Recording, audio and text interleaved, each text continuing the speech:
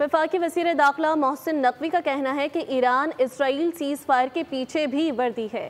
Seize fire में वज़ीर आज़म का बड़ा किरदार है। पाकिस्तान को इस पर फ़ख्र करना चाहिए।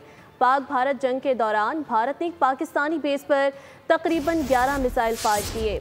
इस बेस पर हमारे जहाज़ और लोग भी मौजूद थे, लेकिन नुकसान नहीं हुआ।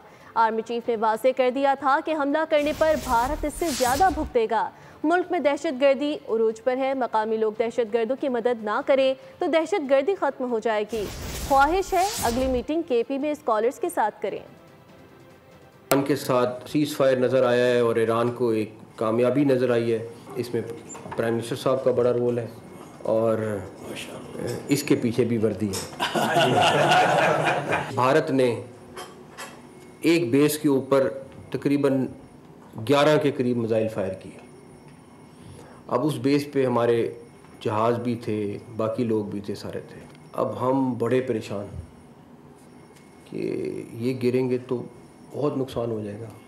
आप यकीन करें, एक भी मिसाइल किसी जहाज़ को या किसी को नुकसान, कोई बेस के आगे गिरा, कोई बेस के पीछे गिरा, कोई बेस के साइड।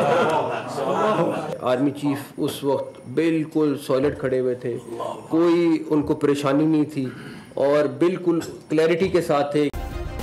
सब्सक्राइब करें और बेल दबाएं ताकि कोई खबर रह न जाए।